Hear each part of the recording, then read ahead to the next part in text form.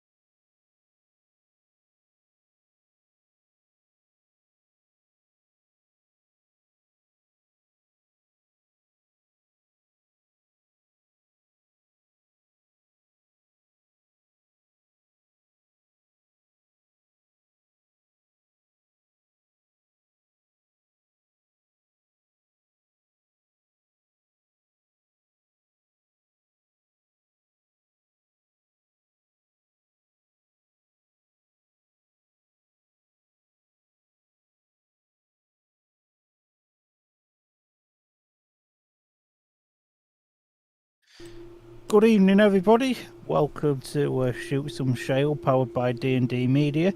Welcome to the second leg of the Rome Motor Oil playoff semi-final, where the Ipswich Witches come into their home meeting against the Belle Vue Aces, 6 points down on the aggregate. And for this evening's entertainment, I'm joined, as always, by Mr. Dylan Hodgetts. How are we doing this evening, sir? It's nice to be back, isn't it? Nice planned, busy week. Wasn't as planned and busy as we expected it to be. British weather. Don't you just love it? Whose stupid idea was it to put the playoffs at the end of the season? Put them in March. Exactly. Just have them at the start of the season. The league could be done and dusted by April. But now good. Nice to be back on it again. We had a busy week planned. It hasn't turned out that way, but at least we got the second leg of this. Although it has pissed it down at Ipswich, so see how this one goes. That might just be a tad on the damp side, but it's nothing that good riders can't deal with. And to be fair, Doyley said the other night it was going to be gnarly tonight. Well, was it just saying that to get in the minds of Belle Vue? Who Probably, knows? I probably. hope so. Well, you know.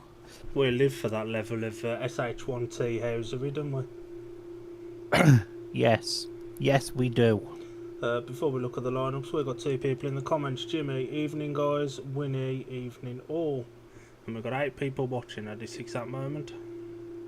Good evening, gentlemen. Good evening if you're watching. Get your sends in the comments. Yeah, we want to know what you think the score's going to be, who's going to go through. Obviously, it's going to be Ipswich, but we want to know your thoughts. We like to include all, including Belle Vue. Um, and yeah, and just have some general chit chat with us as well, because it's all fun, and this is a TNT meeting, so we're going to need a bit of chit chat when they go for the advertisement breaks. Should we have a look at the team lineups for this one, Mush?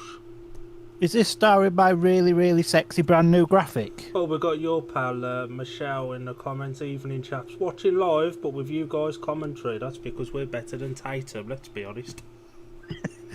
Well, I'd like to think we know a bit more of what we're talking about. You mean we aren't going to call somebody Ashton Goujon? I ain't having this. Well, right, lineups. Do you want to do Belle Vue again, and I'll do Ipswich with your vested interest in the Witches? Oh, go on then. So, racing from Manchester. The Belle Vue Aces, obviously 6 points up. As we mentioned earlier, their team manager is Mark Lemon, who needs plastic surgery on his nose. At number 7, rises star Jake Mulford. At number 6, Tate Zishki. Dan Bewley rides at number 5. Zach Cook rides at number 4. Jamin Liddy goes at number 3. Noah Bladorn rides at number 2. And number 1 is Brady Kurtz. Have you got a man to watch, and why?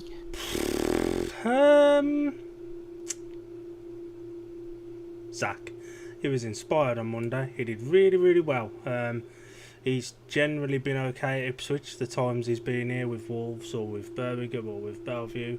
So I think he'll be solid enough. So I've gone for the boring option. I've gone for Brady Kurtz. Yes, he was fantastic for Belle Vue on Monday night, but he hasn't really been getting on well with Foxhall. And if Belle Vue were to do anything this evening, because, as I'm sure Dill will elaborate a little bit later on, Belle Vue around Ipswich are terrible. Yeah, you've got a point there. It's not been a happy hunting ground for him, has it? No. And speaking of Ipswich, lining up for the Witches, number 1 is Emil Sarvudanov. Danny King rides at number 2. Jason Doyle, who was instrumental on Monday with a fantastic performance, at number 3. Dan Thompson goes at number 4. Tom Brennan at 5. Adam Ellis rides at number 6, and he could be absolutely pivotal around here because he's done really well at Foxhall. And at number 7 is Jason Edwards. Palmer, your which to watch? Again, I've gone for another boring option, but I've gone for Emil Sarvudanov. He had a very below par night at Belle Vue on Monday. We know he's not going to have that kind of night again tonight. We hope. But, well, we hope. For the neutral supporters inside of us. But yeah, Emil Sarvudanov needs to have a much better night than what he did on Monday. I'm going to go for the skipper, Danny King. He's been really, really, really good around Foxhall this year. To be fair to the Belle Vue middle order, Noah Bladorn, JMO and the reserves, who Danny King will majoritively come up against, I don't think are that good. I think Danny King, he can gate as well, and this kind of track, being this wet, will favour gators, as they found out last week when Sheffield won here by just a gate in the Witches. Again, I've watched that meeting back on the YouTube. Shout out to the guy that films the meetings on the 5-phone and puts it on YouTube. It was one of them meetings against Sheffield where nothing was on the line. Playoffs were all but confirmed. There was just riding safe to get the meeting done. I expect a lot better meeting this evening. Michelle says less shouty. Winnie think it's going to be 52-38. Lack of tactical substitutes will be key. And the legend that is Mr. Paul Wheeler says evening boys, which is 53 points to 37. Shall we have a look at the previous meetings between this season before we put in our predictions? Does that include that one meeting we should never, ever, ever, ever, ever forget? Yes, March the 27th. The Ipswich Witches 67 points, the Belle Vue Aces 23. Then on the 10th of July, it got a little bit better for Belle Vue. It was 56 points to Ipswich, 34 points to Belle Vue, and on the most recent meeting on the 18th of August, it was 52 points to Ipswich, 38 to Belle Vue. So in 3 attempts, although Belle Vue have got better as the attempts have gone on, none of those results would be close enough for them to advance to the final. They need to really put in a shift here tonight, and I think you've got to favour Ipswich. I'd agree. I do apologise. It's very cold in this little studio that I'm in, so I'm just getting the Ipswich putty out as well, just in case. But yeah, you know, we'll soon see. But yeah, we could be in for a good one. I don't think tonight is going to be quite as simple for the Witches this evening. It's one of them. Were they sandbagging a little bit last week just to ride safe, or were they giving it everything and they genuinely lost straight up? And will that play on their mind? If so, Nah, I think it was just one of them. Play it safe, get to this week's meetings, and then here we go. Jimmy says 52-38. I hope all stay safe. And Wheeler's back in with his men to watch. For Ipswich, he's gone for Danny King. For Belle Vue, Jamin Lidsey. Lidsey isn't that good around Foxhall, but reckon he'll shock a few tonight. It's one of them meetings, isn't it? You know, Belle Vue always do tend to come good in the playoffs. Lovely wheelie there from Dan Bewley. Was heard it. And let's not overstate. Belle Vue are the defending champions as well, so they're not going to want to go out at the semi-final stage and have no say in who becomes new champions for next season or this season. Absolutely not. And a fun little statistic for you all: the last time Ipswich won a league title, I was 2 months old. A while ago, then. 1998, they won the. They last won a league title. Well, I was only bloody 2.5. It's been a long 27 years for them. Norwich looks chipper. He needs to be a lot better than Monday night if they're going to have any luck. But this is the kind of track he likes. He always goes well around Ipswich, doesn't he? So he could be in for a big night. He rides the more technical tracks well. He used to ride Wolves well. Birmingham wasn't prepared great the 2 years of the Premiership, and he absolutely flew around there and loved it, and I've never heard anybody say that loved Perry Barr, so he does like a gnarly track, so it might suit him tonight. Now the big question is, what mindset is Mr. Brady Kurtz in? Obviously he's just coming out on parade. Is he playing this tonight safe and hope the rest of the boys do the job, because he's got a silver medal to win on Saturday? You reckon he'll finish that up? I'm going to go against the grain here. I think he becomes world champion. Nah, I think it's Maslowitz to lose. Smiley Jace having a cheeky smile. That man's always got a smile on his mush, innit? But someone just go tell him his dog's dead. He'll still smile at you. And what a weird season it's been for Jace. Started the season at Birmingham, who are now dead and buried. Got an injury, signed for Ipswich, and is now 15 races away from potentially a playoff final. And he wouldn't have had that on his bingo card at the start of the season, with the predicament he was in being the rising start for Birmingham. Adam Ellis has got a GoPro on the back of his bike. Yeah, I think you're allowed it on the parade. Not 100% sure, but you shouldn't have it on while racing. Unless it's TV that have given it to him. Which usually helmet cams, isn't it? Yeah. Or the new drone which they've got. Which is Tom Brennan. Pain in the arse. Absolutely bloody appalling. Here's somebody that I think will have an important role to play tonight. Dan Thompson, he didn't score massive points on Monday, but a couple of his races he played a massive role in his team's overall effort, and he was one of the catalysts for the deficit being clawed back towards the end of the meeting for the Witches, I think. 100%, you know. Every team has that unsung hero, and on Monday Dan Thompson was that man for Ipswich. And And yeah, he only scored 5, but there was pivotal points. Doyley looks chipper. He looks like he's got a lot more protection under them Kevies now, doesn't he? Since the injuries, he's a bit more bulked up. The Kevlars look really loose on him, like they're a bit big. After having the amount of injuries that guy's had, I'd have done the same. I think he And wears that's with the padded I've already got. all brought and paid for. Yeah. Am I right in thinking Doyley wears one of them air vests now as well? I believe he does now, yeah. Yeah, I believe he does. And we spoke about Emil on Monday. He wasn't particularly good, was he? I think he got 6+2 in the end, or 6+1, something like that. He needs to be better. He needs to be better than that tonight. It's as simple as that. 100%. Cannot disagree with you there. It looks a tad nippy at Foxhall. The weather's really quickly changed, hasn't it? We've gone from shorts and sunshine to beanies and hoodies in the space of like a week or so. That's just indoors, never mind what they feel outside. Yeah, that's just indoors, yeah. I'll tell you what, it's stopped raining, so in true to Speedway fashion, I'll open the window so it's absolutely freezing in here. Just because it's not playoff Speedway if it isn't freezing cold wherever you're watching from. You've got a point there. You do have a point. Do we have a gate choice? BSN's not got it on as updates. I have a quick look at Elliott's updates because they have Belle Vue win the toss and take 1 and 3 in Heat 1.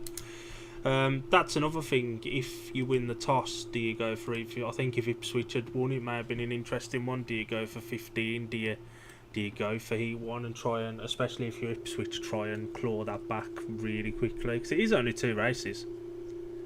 It is only 2 races. However, I think Belle Vue choosing 1 and 3 in the early stages, that is favour Belle Vue, because that inside from the scenes that we've had on TNT Sports, it looks quite a tad moist. And the start line in general does look unfavourable at the moment. It's been ripped up and then it's chucked it down the rain on top of it, so it's not ideal at this exact moment.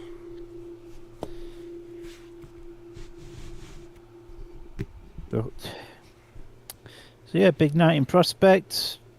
TNT's gone on an advert break, so if you've got any comments that you want to say to us, if you want to tell us we're crap, please don't know, because Dill might cry and I'll cry as well. Or if you want to tell us we're really good, then let us know in Vista Del comments. Here's our opportunity actually to discuss our updated watch-along schedule, Palmer. Even I don't know that off the top of my head. Obviously Tuesday and Wednesday we're both rained off. Tonight is on.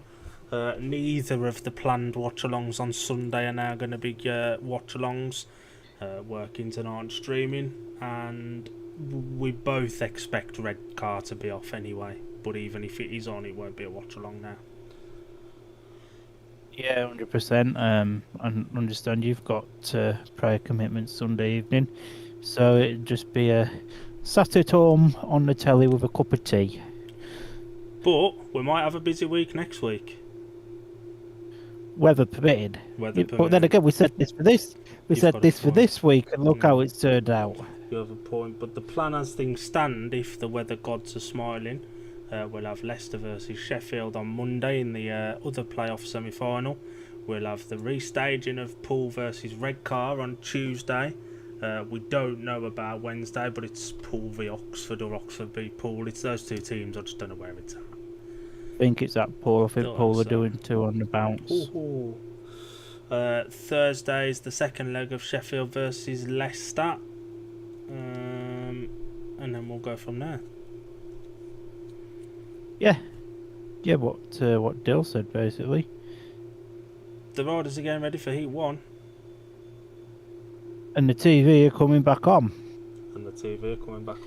We've got 14 people watching us, as Palmer says. If If you're watching and you're here, get in the comments, give us your thoughts, predictions, feedback on how we're doing, and all of that good stuff. The riders are lining up for Heat 1. So, very quickly, Palmer, predictions. I've been giving it the big uns all day, say 60-30. I'm going to have to go back on my word now. The time's come. It's not going to quite be that big. 50-40 to Ipswich. You reckon Ipswich just take it, yeah? Ipswich just take it. I mean, I wouldn't even be surprised with the track being a bit of a leveller. I would not be surprised to have a Super 8. No, it's true. It doesn't look too bad now they're on it. It could be worse. I've seen worse at Birmingham when it's been watered by the track team, to be honest. The inside, never forget. The inside of both the bends looks fine, but the rest looks a bit damp. But the rest of it, yeah, it's fine. It's grippy. It's very, very grippy, but it looks okay. I'm gonna go 55-35 to Ipswich. I'm gonna go a touch higher. Michelle says Tuesday's weather looks okay. Wednesday looks dreadful. To be honest, I hope Tuesday's on because we get to watch Ace. So of the two, if we had to choose, it'd be Tuesday. I'd rather be on than Wednesday. But here we are on Thursday, and we've got Heat 1 at the tapes, and off the inside gate in yellow for the Aces, Norwich Belle Vue. Gate 2 in blue, the skipper of the Witches, Danny King. Gate 3 in white, the skipper of the Aces, Brady Kurtz. And off the outside in red, it's Emil Saivudanov. The start line's grippy, very grippy in fact. It's a man start like that. As Doyley said the other night, let's play a game. Doyley looks relatively serious. Doyley's, for some of the injuries he's had, and he's still happy to go, ride anything like this. There is puddles on the inside actually by gate 1. Could that affect Norwich? Probably. Norwich's got a camera on the back of his bike as well, so it must be a TNT thing.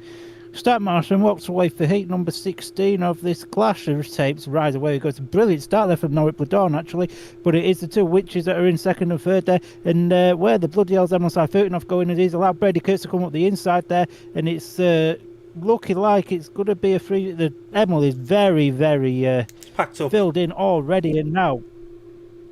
And Emil's just packed up, as Dill's just said, so it's a very good start so far for the Belle Vue Aces. There's Norwich Belle Vue has the lead then in Heat 1, and he's been chased all the way down by Danny King, who is being chased by Brady Kurtz. And Brady Kurtz is not going to be happy with this. This will be about the 6th or 7th time this season he's lost to Danny King. And that's not what you want. That's not what you want if you're a vice world champion to be. As we come into the last lap then, Norwich Belle Vue is loving life out in front. He just gated and that was it. And certainly for the first 3 or 4 races, gating is going to be absolutely pivotal. And the Aces open up that gap. And as we expected and as we thought when we came on, this sort of track suits Norwich, and it's proved the inside gate was really good there. Brady Kurtz completely missed it. But are you you have an Ipswich fondness in you? Are you concerned with Emil Saivudanov? Yeah, I'm about as concerned with Emil Saivudanov as I was with Steve Worrell. Result of Heat 1 was a win for the rider in yellow, Norwich Belle Vue, second in blue, Danny King, and third in white, Brady Kurtz. 2 points to Ipswich, 4 to Belle Vue on the night. Brilliant start from the inside too. For Emil's there. I don't know what he's going so wide for. There was never going to be anything there this early on. No, 100%. It's... Yeah, but again, that was a fantastic start there from Norwich Belle Vue, and that was it. Away he was gone. Track's very, very greasy. I'd even go so far as to say this track's greasier than my normal kebab. And not one to point fingers, but this is what the 6th race of these playoff semi-finals Emil Saivudanov's had, and he's still yet to win one. And you don't expect your number 1 to be giving up on the second lap of his first race of the night.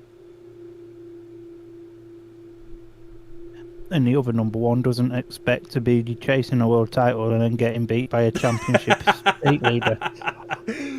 Danny Wan, absolute legend.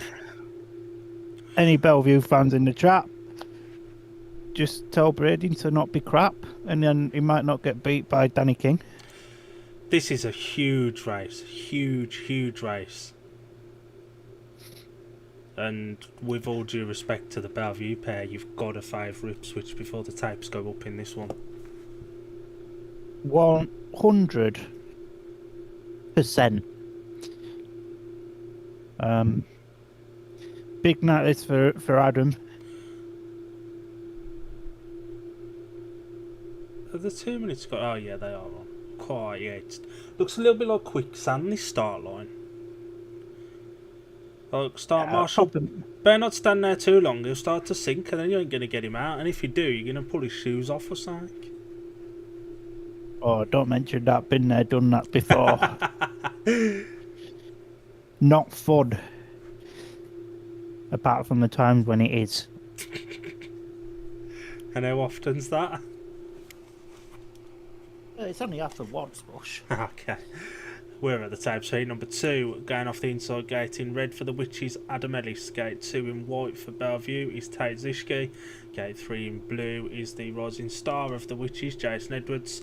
And off the outside in yellow, GP2 superstar, Belle Vue rising star, Jake Mulford, who's got to fly straight out to Denmark after this, ready for the last round of the GP2 series tomorrow. Yeah, him and Dan Thompson, I believe, is in it as well. So yeah, busy times for young Jacob Mulford, but obviously he's not had the busy week that we was going to have with him. So he should be nice and fresh and relaxed in preparation for his World Championship hopes tomorrow. Anyway, the tapes rise on heat number 2 then. That is a blistering start there from Jason Edwards, and Adam Ellis gets there as well. And it's a 5-1 now to the Witches. And if anything, as they pull down the back straight, they're just pulling away from the Belle Vue Racing. Now Tajewski looks to come up the inside here with Jason Edwards. Not going to quite work out for him just yet. Adam Ellis, so he has to lead. This track is very, very greasy. Jake Mulford saving himself that big world title performance tomorrow at SGP2, but yeah, you can tell on this track though like Tate is trying and he's itching ever so close to Jason Edwards here, but yeah, it's very sketchy. I think this there is a word, and it dare I say. It makes you question, would this meeting be on if it wasn't for the TV? But as we come into the final 2 bends, and it's the Witches that take a massive 5-1.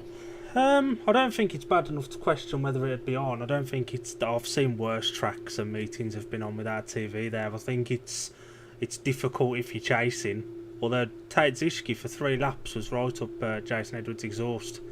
It's when you've got a bit of clear air that you're alright. It's when you're too close to somebody else there's an issue.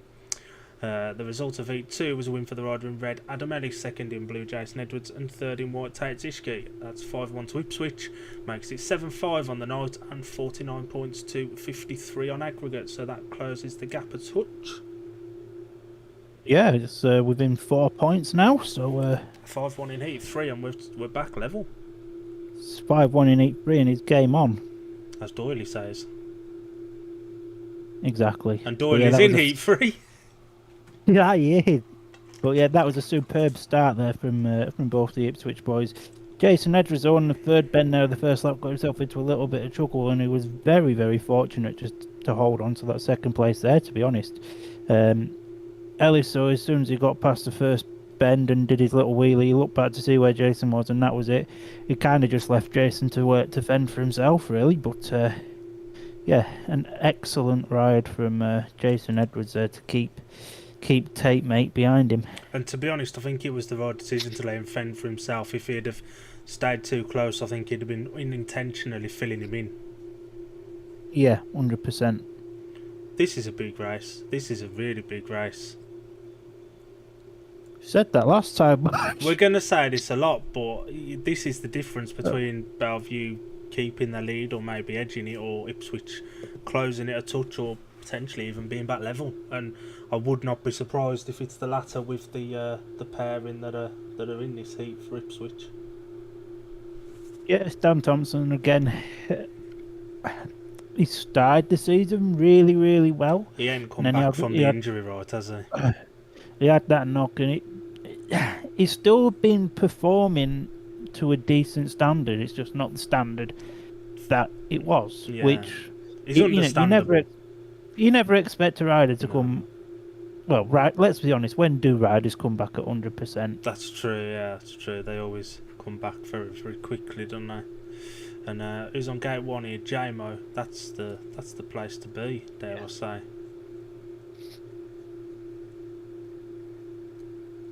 Mark Lemon having a chinwag with Ben Cook in the pits.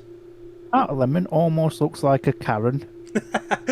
Hey, number 3, gate 1 in white for the Aces, Jamin Lindsay. Gate 2 in blue for the Witches, Dan Thompson. Gate 3 in yellow for the Aces is Zach Cook. And off the outside in red for the Witches, 2017 World Champion, Jason Doyle. Wheeler says Ben 3 and 4 doesn't look comfortable. Out in front, and it'll be as comfortable as you make it. Yeah, yeah. And you can tell it's wet because they're just doing a practice start and the backs are filthy. But the more races on it, 5 or 6 heats, it will turn over, and then we should have a fairly dry line underneath. Hopefully. I'll tell you what, though, I love Speedway under floodlights. Petition, all Speedway should be under floodlights. Except if you're that Lib Dem bloke from Swindon. Yeah. Start at 10:30 at night for me. Takes 5 and 4, number 3, away we go. It's a good start. Ooh! Carnage already, but it is Jason. Oh, J-Mo's down. That's a bad one. That's an awkward one. J-Mo will go for that. But that's one of them. He's landed flat on his back. Straight over the handlebars, just as Ipswich have got onto a 5-1. He lifts and can't get back under control straight off the back of the bike. Yeah, 100%. He looked uncomfortable in the first turn. He nearly wiped Dorley out in the first turn by straightening up. Yeah, 100%. The two gingers there, they're having a chat. The two Workington boys. Yeah. Workington past the present. No Brady's allowed. Brady will be standing there later. So, team riding against Bartek on Saturday, Beauty, yeah? Happy days. Oh, Tate's gone through the gate. And the boys are going out and having a look at the track now as well. And that was just a case of just grabbing a bit too much grip. There's been worse tracks raced on this season. Yeah, 100%. But the time of year doesn't help either, does it? It's that cold. It's just bringing the moisture straight up as well. Yeah, 100%. You know, you can't.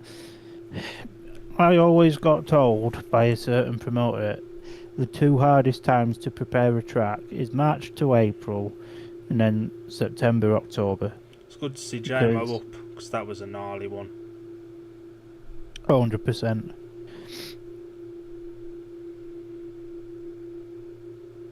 He landed flat on his back. That's not a pleasant one. He straightens up here. I mean, I think I'm a couple of seconds behind you, I think, but yeah, he almost like to just hits the rut, doesn't he, on that second bend? He just lifts and then bang. Yeah. And he just decides to go wee on the track. It's a good job he's up and he's okay, and it's good to see. That gives Zach Cook another opportunity as well, because he'd absolutely made a pig's ear of that start. And looking at obviously we can know this, but obviously there was no contact from anybody either, so he will go. It was only him at fault. Yeah, he will go. It's there's not a rut as such. He's just caught some extra drive. I think he was just caught maybe a dry patch. The middle of the track does look like it's dry in a touch. Yeah, and to be fair, the middle of the track was going to win it, because that's where the 90% of the riders are aiming for. Yeah. So the more that gets raced on, the drier it's going to get. White exclusion lights on. I don't think anyone's surprised by that. No, JMO looks like he needs to lie down. Heaps is throwing some spanners for Emil, I want to say. That was definitely Emil's mechanic there. I don't know if it was his bike. JMO's got a bit of a limp going on. That's going to hurt though, straight over the back and onto your back. He just thought, you know what? If that fat lad from Scunny can pretend to not walk, I could do the same. I'll just have a worse thing to happen. Brady trying to get about 6 stone worth of shale off his Kevlars to make him a touch lighter for the next one.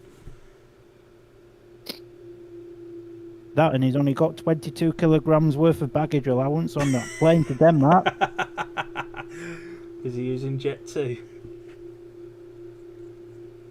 2 minutes Yeah. on. 2 minutes of straight on. I can tell you something for certain. Gate 1's not going to go 3 for 3. No, it isn't. This is the race. Gate 4 comes to the party. I'm no expert, but it looks like there's a reserve change being made in 4 as well, because Adam Ellis has just put the blue helmet on. So I imagine Richie Hawkins is going to throw Adam Ellis in for Jason Edwards in 4. And smart that, in the position they're in. 100%, you know. Does the lemon bring Tate in? He looked quicker than Mulford. It's whether Mark Lemon tries to go toe-to-toe with that and bring his stronger reserve in, or whether he sacrifices Mulford in the hope he can make a gate and then uses Tate if he's the stronger of the two a bit later on when Edwards has got to have 2. But to be fair, Edwards never looked under any real threat in Heat 2. Rerun of heat number 3, gate 2 in blue is Dan Thompson, gate 3 in yellow, the lone Belle Vue ace, Zach Cook, and off the outside in red is Jason Doyle. Emma looks petrified. He's just standing there thinking, if we go to 1 league next year, at least I won't have to race on this. Look at the state of Zach's bike. That's all that mud around the wheels. Got to add some weight. Oh, it does. Quite a bit of it. And we'd know all about adding weight with our love of takeaways. Don't know what you're on about, so the start now. About to walk away then for heat number 3, the rerun, and away we go. It's a very good start there for Dan Thompson off gate 2, and Zach Cook's about to go around him, to be honest. And it's good looking like a 3 for yellow. Doyley's found a bit of speed now as he looks to try and get around Zach Cook there. It's not quite working out just yet. So Zach Cook has the lead then as they go into the next lap. Doyley's putting trying absolutely everything to get around or inside Zach Cook, but it just isn't working. Zach Cook just riding a very, very sensible line there, and almost just like he's doing the right thing. And obviously if Dan just keeps going, I mean, he's a little bit far behind now, but if Dan just keeps going, he's going to get a point, which is going to help out the witches in the latter stages. Every point is vital, as they say, as we come into the last lap then. And Zach Cook really make it up for having a poor start in the opening one of that race. Goes and takes the win. And that's the age-old thing of Speedway, isn't it? You're last when it's stopped and you come out and win the rerun. It's just the way it goes sometimes. Dan Thompson held up Jason Doyle, who tried to cut back, and he was there. Dan Thompson's not comfortable in wet conditions. That's no secret. He's never made a secret of that. 100%. And heat number 3 was won by the rider in yellow, Zach Cook. Second in red, Jason Doyle, and third in blue, Dan Thompson. 3 points apiece makes it 10 points to Ipswich, 8 to Belle Vue, and 52 points to 56. You've got to say that's an opportunity missed for the Witches, though. 100%. 100%. Dan didn't know whether he wanted to go inside or outside. He left too much room around the outside for Zach, and then drifted off just enough for Doyle to come underneath him. But he didn't have a clue what he was doing in that first and second turn, did he?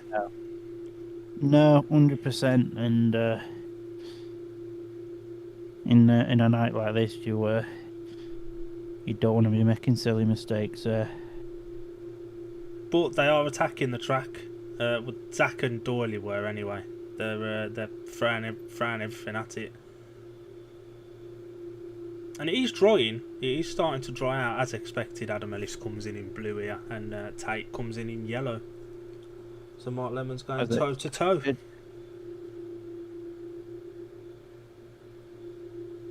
Big race this.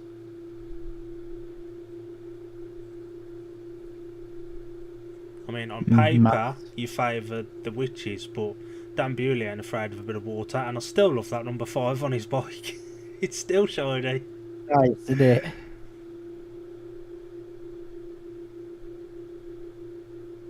But this will be an interesting race. It's so far so good, I'd say, as far as Belle Vue are concerned. Dropped a couple of points, but it looked for all the world after that first lap before the stoppage then that it was going to be drawn level on aggregate, so a bit of fortune going the way of Belle Vue.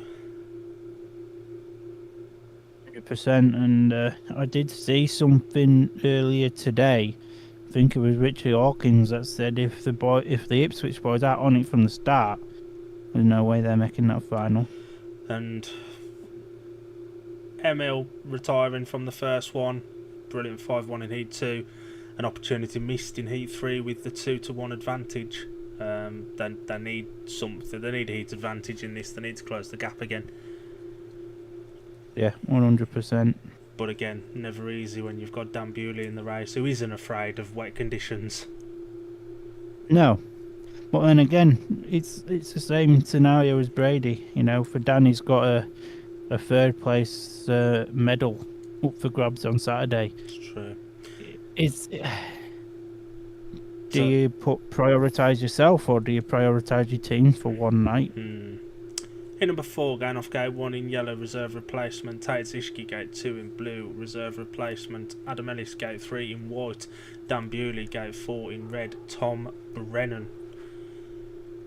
A lot of pressure on young shoulders here. 100%, and you know, if anybody knows something about winning a league, it's Tom Brennan, because it was him that produced that league winning ride for Belle Vue at Sheffield in 2022. And yeah, so he knows a thing about winning a league with Belle Vue. What can he do against the aces here for the Witches? And to be fair, he's not made a too bad a start there as Dan Bewley's at the back. And now Adam Ellis has gone right round Taitsishki there. That was a beautiful move, that. And Tom Brennan's just trying to... Oh, that was a good move there at the inside, and this will level it up on aggregate at the minute. Dan Bewley's quite disappointing here at the back. Adam Ellis, oh wow. Some pass, and a brilliant pass there from Tom Brennan on the back end of lap 1 as we're coming to the third lap now. This is going to tie it up. And as we said earlier, when these aggregate scores are level, it's game on. And obviously, we don't want to jinx anything, but you know, no slips, trips and falls and mechanical failures and all of that good stuff, please and thanks and all of that. It would be appreciated, but it's going to be the Witches then that take a big 5-1 here in heat number 4. And it's game on. It's game on. Game on. You may need to refresh your stream. You're about 3 or 4 seconds behind. I shall do that in a second. I'm just sorting my program out. That was a really good ride from Adam Ellis. Taitsishki made a beautiful start, and Adam Ellis got round him. Tom Brennan got under him. Dan Bewley was nowhere, and the result of Heat 4 was a win for the rider in blue, Adam Ellis. Second in red, Tom Brennan, and third in yellow, Taitsishki. That's 5-1 to Ipswich, and it's 15 points to 9 on the night, 57 points to 57 points on aggregate. It's all level. It is. Brennan snaked as well, as did Bewley, and that was Bewley's race run there. I thought Tate was going to kill Adam.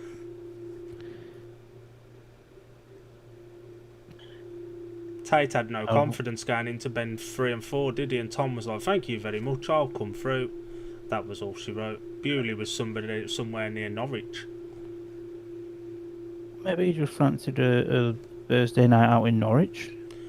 And Adam Ellis has dropped to reserve for Ipswich at the right time, because that, especially here, is a bloody trump card to have. Oh, massive. What Adam Ellis is to Ipswich now is what Drew Kemp was to Scunny at this time of the year. 2 years ago? Yeah, 2 years ago. It was a long time. And now we've got Scotty Nichols on the track. Well, I have. Yeah, me, yeah. And the track is Oh, dry good. and it does look better. Why is he wearing white trainers? Why do they do this to themselves, man? Why do they do it? The TNT buy him new trainers after every time they've been out on the track in white shoes. Interestingly enough, so far, gates 1 and 3 have been the places to be. Gate 4 is a graveyard. In 3 of the next 4 races, Ipswich are off 1 and 3. That is a lovely track rider, that. It does look better. It looks a lot better than when it started. And yeah, big another 11 races coming up. This is almost the reverse of what we had at Belle Vue the other night. The big hitters for Ipswich took a race to get going, apart from Tom Brennan, but Emil and Doyley took a race or 2 to get going. That's just been the roles reversed here. You know, Brady with a third, Bewley with a last, JMO with an exclusion. I mean, I've got my programme for Monday underneath it, and at this point on Monday night, Ipswich was 14-10 ahead. And they're now 15-9. But crucially, no tacticals. Yeah, 100%. I think this is a discussion that we can have. Tacticals in 2-legged ties. I don't agree with them, and I'm glad that they've stopped bringing it in, but I'd be interested to know your comments and your thoughts on it. For what it's worth, I agree with you. I don't... It's one of them. If you're 4 points down and you bring in a 6 down, bring in a tactical, you get back to 2, you win by 2. It just leaves a bitter taste. I mean, I shouldn't say anything, really, being a unthought person, because when we won the league in 2012, this was back when we could have tacticals for double points. I remember that, and you used to be able to get, was it like 8 ones or something? Yeah, they're the ones. And we'd done a deal with, we tried to do a deal with Somerset where neither team used a tactical in the final because that's not what the people wanted. And yet, Scunny won that playoffs by 1 point because we used a tactical at Somerset. Oh, broke the deal. Oh no, Somerset never agreed to it. All's fair in love and war then. Adam Ellis looks like he's had a haircut. That's why he's guarded so well. He's just shed a little bit of weight off his mop. I need to do that actually. We'll have an haircut. Yeah, I need to go and visit the lovely Turks down on the high street. Turkish people do really good kebabs as well, Palmer. Yes, they do. Alan's in the comments. Hey boys, sorry I'm late. Alan broke his watch again, didn't he? Oh, Alan. Well, at least you're here now, ready to celebrate or suffer with us, depending on what team you're back in this evening. Celebrate or suffer with Palmer. I'm completely impartial. I just don't like Belle Vue. Just don't like Belle Vue. And we're watching the other semi-finals on Monday and Thursday next week. Sheffield and Leicester. Well, Leicester, Sheffield, then Sheffield and Leicester. They could be 2 fantastic meetings. Oh, 100%. And to be honest, that's the semi-final that you can't really call. No, it's so difficult to call. Yeah. Talking of calling, Jake Mulford's on the blower in the pits. Probably checking in some extra luggage to get on his flight for tomorrow. Yeah, hey up Jet 2, pal. Do you reckon I could have an extra 22 kilograms of baggage allowance? Is that I've because, got half the track on me. Is that because Mark Lemon's going to put him in a coffin and send him away? Alright, off you go. Mark Lemon does not look happy, does he? Does Mark Lemon looks like Dan Winchester in about 50 years. Mark Lemon never looks happy. Al's been doing some virtual speedway stuff in a league we used to partake in. That's why he's late. Did you win, Al? That's the question. Probably not. This is how we're on about. Ye of little faith and all that. But it's essentially game on from now. There's, game on. There's 11 races. Of the 30 that we had to start with 11 left, who's going to come out on top? Everything's level now. We start from scratch from this point. That we do. As this track dries out and becomes more what Ipswich are used to, I can only see it favouring the home team, though. I think Belle Vue needed to capitalise whilst it was wet and slightly different to what the home side are used to. 100%. Cannot disagree with that at all. Boys are lining up for heat number 5. Good race to be a representative of Ball, isn't it, with Doyley and Brady in this one. Big up Ball. One of the more underrated big-time speedway sponsors, I think. I can't disagree with that. There's the big three, aren't there? Monster, Red Bull, and Ball, and I think they're not as high profile as Monster and Red Bull, but they do a hell of a lot for sticking their support behind some young and upcoming riders. Like, look how it's working out for Kurtz, his first year with Ball, and he's up for a world title potentially. Not bad going for your rookie year, is it? Not, is it? But in fact, I think it was the Warsaw GP. All the Ball sponsored riders, they all wore matching green suits. I thought it was quite class, to be honest. Is that the meeting that Doyley got injured in, though? Or one of the Ball boys got injured? Yeah, was it Doyley. And you've got to say, Ipswich have got to capitalise on having the inside gates here as well. And talking of the inside, that's for Jason Doyle in red, gate 2 in yellow, Norwich Bladorn, impressive winner of heat 1, but the track has changed significantly since then. Gate 3 in blue is Dan Thompson, and off the outside in white is Brady Kurtz. There it is.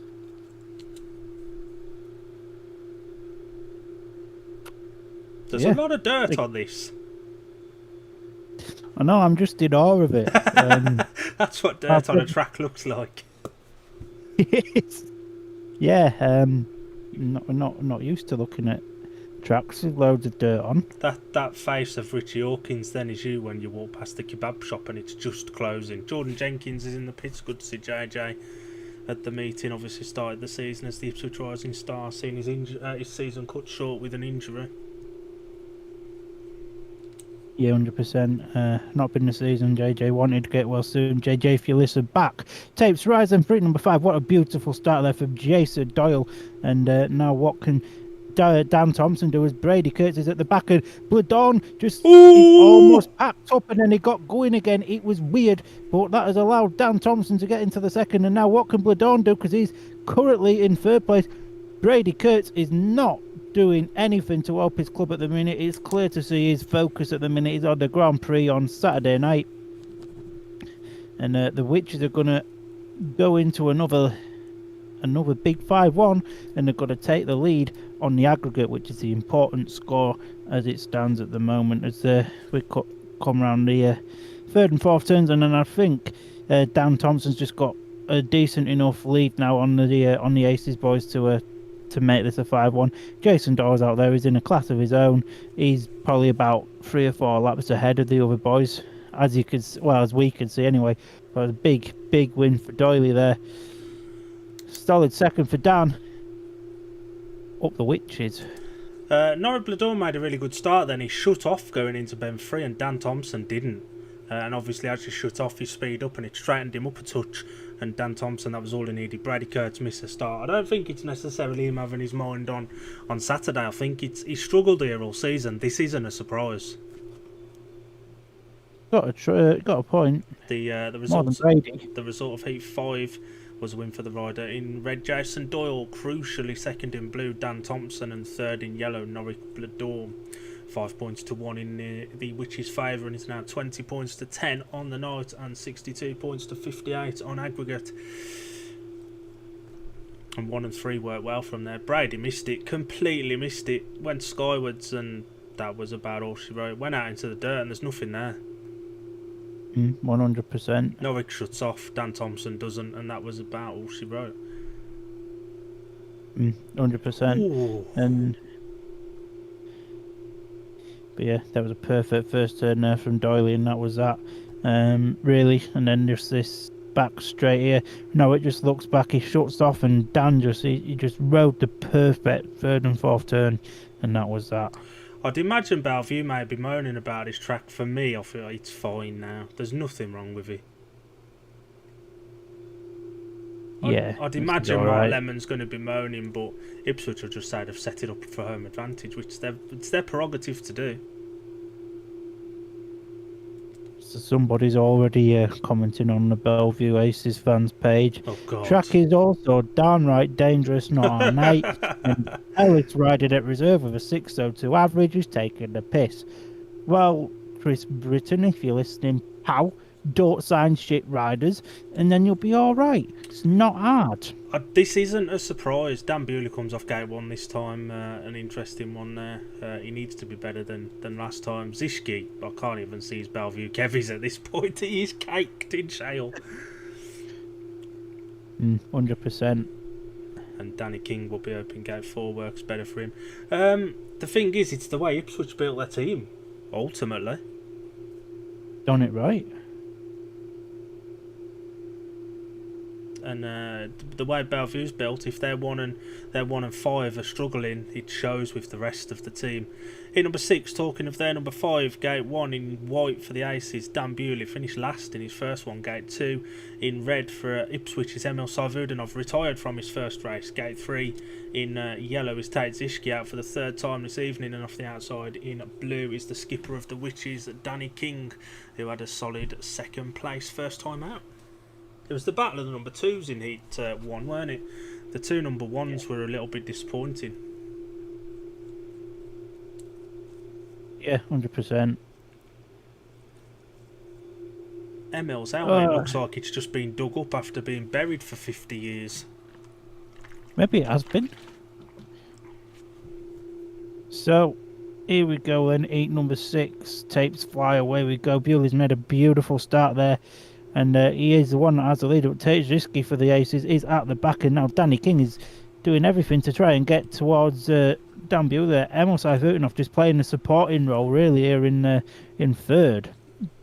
I mean, Tate Zishki is nowhere to be seen. He's like, you know, he may as well have stayed in Ely. But that is a place near Ipswich, by the way. Don't panic, I wasn't making anywhere up. As we go into the 3rd lap. This race, a bit processional, but the Witches doing the job they need to do. I mean, Richie Hawkins will take 3 frees now all day long as we come into the last lap. Dan Bewley's been a man riding a man's track. He's just attacking it right.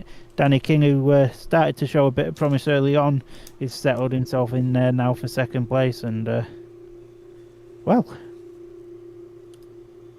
Belle Vue's finally had the 3rd heat winner. Yeah, good ride from Bewley. Again, done from that gate number 1. It's absolutely the place to be at this point. Battle of the number 1s both being crap. They're both on 1 point respectively. Each number 1 at this point didn't really matter then. But the result was a win for the rider in white. Dan Bewley 2nd in blue, Danny King, and 3rd in red, Emil Sarvudanov. Points divided 3 apiece. It's now 23 points to 13 on the night and 65 points to 61 on aggregate. That's all they need to do now. If one of the big hitters made a gate, let them go, just pack in. Yeah, looks like 3 frees will do all the way. I'm sure Richie Hawkins will be telling his troops. Dan Bewley looked better there. I don't expect Brady Kurtz to be as bad as he started throughout the night either. Emil needs to improve. He's riding like a British youngster, dare I say. He's really shutting off going into the turns. He looks like he's got no speed. No. Maybe you ought to try, just try the other engine, pal. You've got 2 bikes with 2 engines, maybe more in your van. Just try another one. This is a combo. Good to see Lindsay on back up and on his bike. Made a good start in the one that he fell off in as well, so we'll be hoping to continue that. Adam Ellis retains his spot in this one. This is going to be a case of use Adam Ellis whilst he's going well and put Jason Edwards in later on in the night if it's all done. He does have to have 3. He does have to go in heat 8, but he will have to take another ride somewhere. 100%. But it is good to see JMO up. That was an awkward... that hurt my back watching it. Yeah, it wasn't pleasant, was it? At least his number 3's still shiny on his It back. is, yeah. The rest of it, not so much. Can't see anything, but the number 3's still fine. But that gate number 1 is so advantageous. 4 of the 6 races to this point have been won off gate 1. And Tom Brennan, arguably the best gator in this race, is on it. got a point. And Zach Cook, the winner of Heat 3, is off the one gate that's not won a race yet. The lineup of Heat number 7, gate 1 in red, Tom Brennan. Gate 2 in white, Jamin Lindsay. Gate 3 in blue, Adam Ellis. And off the outside in yellow, Zach Cook. And gate 3's not done too bad as well, to be fair. Gates 2 and 3 have had a win apiece, but there have been a fair few points scored off of 3. The rider in gate 3's had 2 heat wins. Yeah, and he's riding really well. He looks quick when he gets out in front, and he's gating. But you're never too far away from a cheeky nibble or a jump from Adam Ellis. That's what they can't afford him to do that now. No, Mush.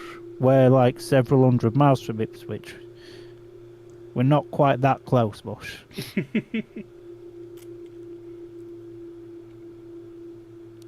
So, heat number 7. Start Marshall then walks away as the tapes rise. Away we go. And that is a beautiful start there for both the Witches boys there. Brennan now has the lead. Ellis being put under some pressure there. And Zach stayed down. Zach stayed down. Zach will go for that. He runs into Adam.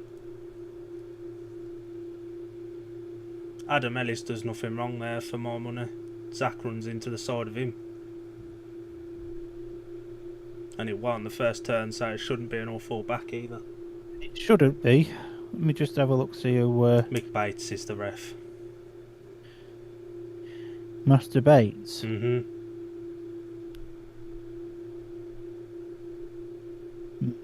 Adams, Zach straightened up. Zach goes for me. All day long, Zach goes for that. Oh, that cooks for all day long.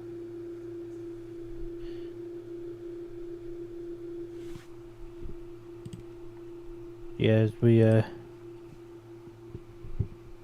look at it again. Zach straightens up. Adam's done nothing wrong. Very, very lucky to not come off. He was, yeah. He's done nothing wrong there, though. And I'd expect to see the rider in yellow disqualified for that. And he is. Yellow's disqualified. Correct decision. And that's just a case of trying just a touch too hard. And this pair in the engine room have had an exclusion each now. But he's brought Jamin Lindsay another crack at the whip, and the last time it was 2-1 in Ipswich's favour. The second roll of the dice worked out in the Belle Vue boys' favour. That it has, 100%. Zach's very animated in his discussions with Ben. It's nice to see Ben's gone to go and watch his brother in such a big meeting. They do that a lot, don't they? If either of them are not riding, they go with the other. It was like when we was at Scunny and Zach was guesting and Ben was there. That beefeater, never forget the beefeater with the Aussie boys. That was something to behold. I don't think James Pearson's got overseeing them two fine people. That was brilliant. James Pearson, forever a legend. Yeah. Just for sitting there videoing those two snogging each other's faces off in the middle of a beefeater at Scuddy. As you do. Whilst all the brothers and promotion and riders and friends and us were all just sat there like, how on earth is he going to survive the night? There's all you boys there in your brummy's kit. I'm just there in my Scuddy jacket, just having a good time. Just happy to be there. Yeah. And Jamin Lindsay needs to make a better start than that. He was struggling a bit in that one. You could see he never got off the line very well, but neither did Zach in the initial staging of heat number 3, and that worked out nicely. Good to see Brady Kurtz still having a laugh and stuff. it's one of them. It's not going his way at the moment, but he's notoriously not a rider that'll throw his toys out of the pram or anything either. He'll, he trusts in it. He's got confidence in it. He's got the confidence in his stuff that it will come right. Just can't afford to be too late in coming right. Basically, yeah. And Ipswich need to capitalise on the advantage of the extra man this time, and they were on a 5-1 at the time of the stoppage there. That there was. Whether they are again this time round is another thing, because nothing ever happens twice in Speedway. And if it does, forget he said that. Yeah, basically. So when I'm saying something in about 62 seconds, just forget that I said it. Rerun of Heat 7, Tom Brennan goes off gate 1 in red, Jamin leads to gate 2 in white, and Adam Ellis gate 3 in blue. An opportunity for Ipswich to open up a bit of a gap here as well against the lone ace, Palmer Teckles away kid. Well, I checked 2 holiday, the tapes rise, and away we go. It's happened again. It's happened again. Jamin Lindsay's got there. He's out there in the front. And now what can Adam Ellis do? Adam Ellis with a beautiful move there, looking to come up the inside. Not quite worked out there. Lindsay's just holding the right line here. He's just got his back wheel in the dirt, and that's it. But as we said earlier, the Witches will take 3 frees all day long. And all night if they have to. As we come down the back straight now. And Tom Brennan's got himself into that second position now. And he's going to try and have a go on Jamin Lindsay. But I don't quite think he's got enough speed in that machine to get there, unless obviously there's any slips, trips, falls and mechanical failures for Jamin Lindsay out in front, which, knowing Belle Vue's look tonight, that is very, very possible. He says with fingers crossed and fingers uncrossed and being unbiased. As we come into the last lap now, Lindsay's out there. He's looking quite stylish now, and I think the track's is really adapted, to the Vauxhall circuit. And Jamin comes round to take the win. Brennan in second.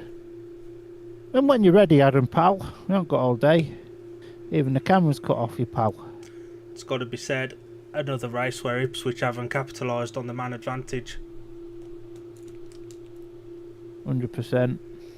Belle Vue again, dare I say it though, Zach could have got up. That was a smart to stay down, and it's worked out for Belle Vue.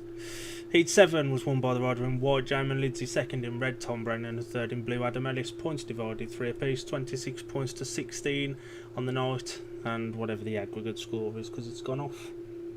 68-64. And Ipswich are just unable to capitalise on races they have the extra man in, and they were off the favoured gates then as well. It was. If they lose somehow by a couple of points, there's 2 races we can point at straight away where it's been lost.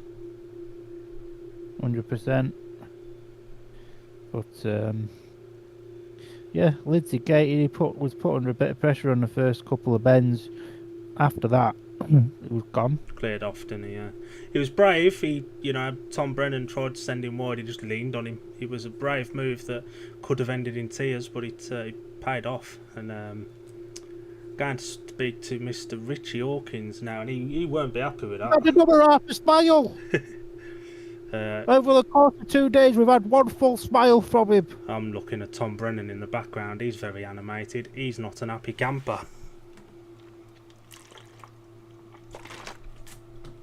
If someone wants to tell Mr. Brennan drugs and alcohol are available, which makes people happier, and kebabs. Then please don't forget them. And kebabs. And if he's really lucky, he might catch a Chinese on the way home. We got 27 people watching. That's good numbers for me and you. To a couple of idiots sitting at home talking about Speedway. Exactly. Have we had any more comments? No, just Alan talking about his virtual team. These are going on a break. Shall we take a couple of minutes to refresh on drinks and stuff? We'll take a couple of minutes.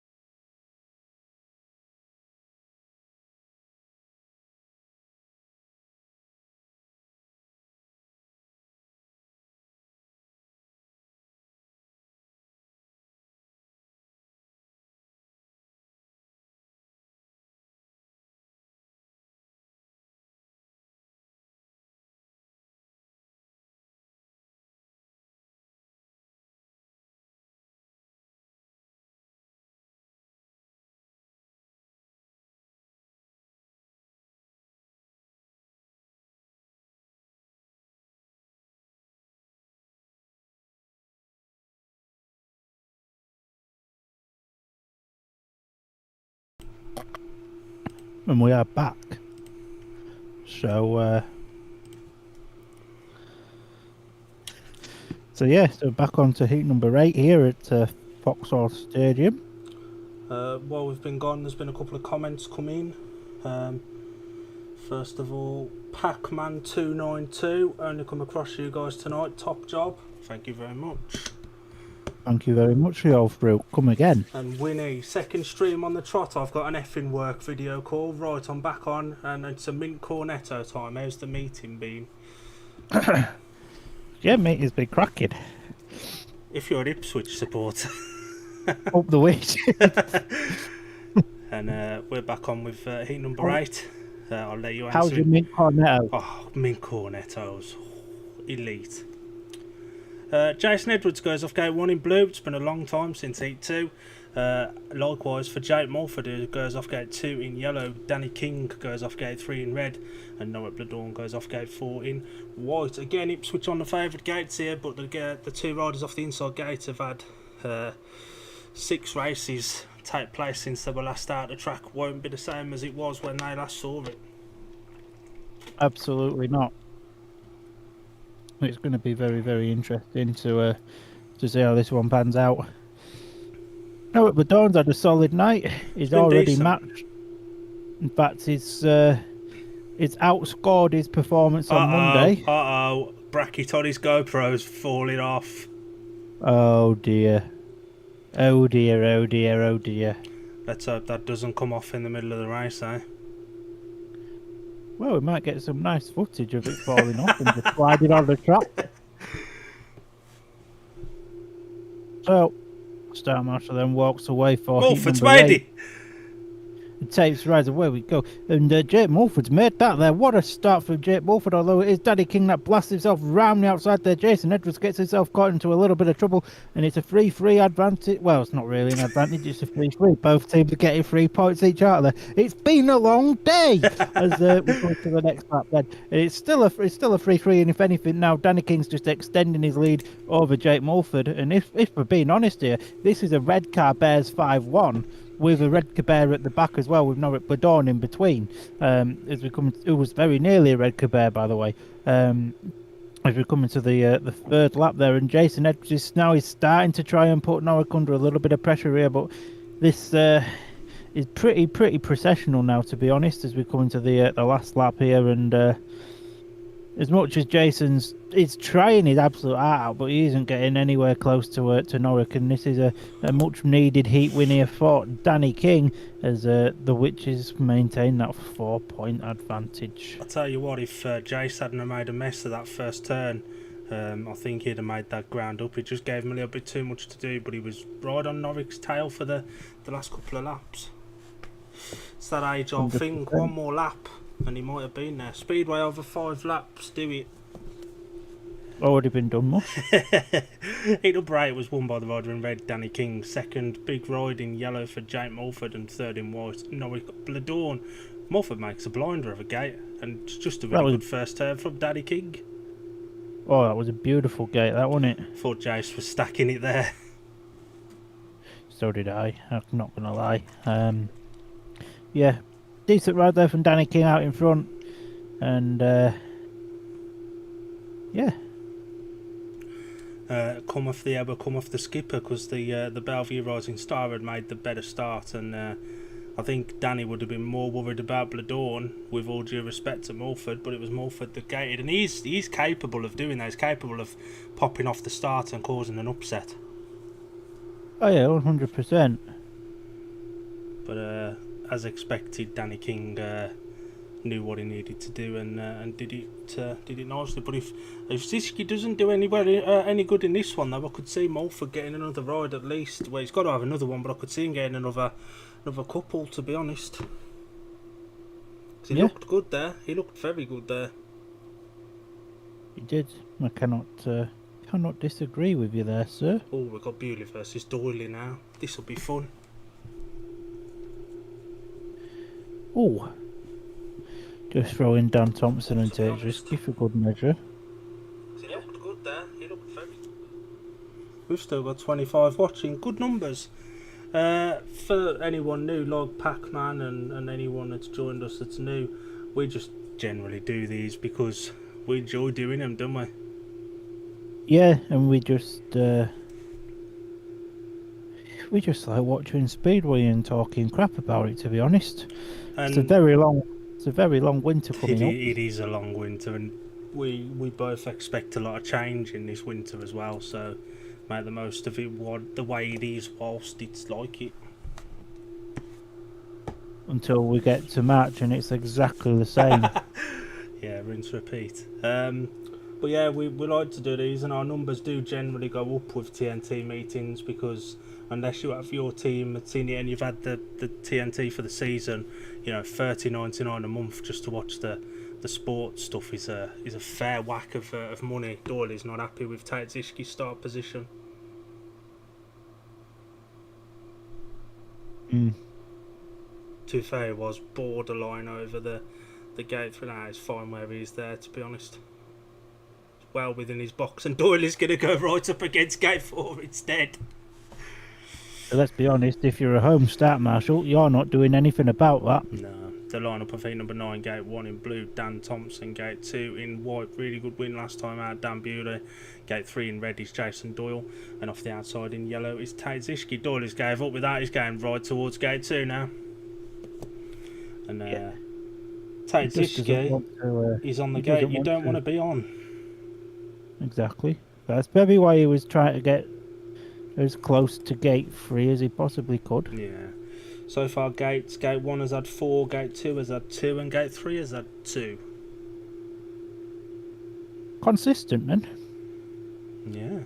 1 and 2 battle here is going to be great because Doyley looks so fluent and so loose when he's out in front. Oh, he does, doesn't he? And he's proper up for this. Mm-hmm. So Star Marshal then walked away for heat number 9. Takes flight, away we go. That was a beautiful start there for both the Ipswich riders. Dan Thompson there as well. He's got the better of Dan Bewley at the minute. Dan just lifts Bewley, that is, not Thompson. And Jason Dawes there out front, and he's left Dan Thompson to almost fend for himself there. And at the minute, it doesn't look like the Aces are going to get anything other than 1 point between them here, as Thompson's riding a very, very, very smart line here. He's just allowed Jason to go, and Jason's 5 straights, well, not quite 5 straights, but, you know, quite away in front. Dan Bewley's putting Thompson under quite a bit of pressure here, but Thompson's just, again, he's just holding the right line. There's not enough space for Bewley to get up the inside, and if he goes blasting right round the outside, he's just going to get covered in a little bit of that shale thing. If the Belle Vue boys, by the way, if they want to come and wash the Kevlars on Scunny's track, would be appreciative of the shale. But Jason Doyle takes another win there, and that was a huge second place for Dan Thompson. The unsung hero is stepping up again, and Dan Thompson made a brilliant gate. Doyley went, Dan Thompson got left all the room he needed, and he rode the perfect race. Passing is almost at a premium after the first lap at the moment. It's difficult to do. Dan Thompson stuck to the perfect line, and no matter how hard Bewley tried, he couldn't get past him. 100%. It was a very smart, very solid ride there, and Dan Thompson, rightfully so, joining Doyley on a lap of honour there as well. And that could be tie over, which is now 14 up on the night, and 8 up on Acre. They're doing very, very well.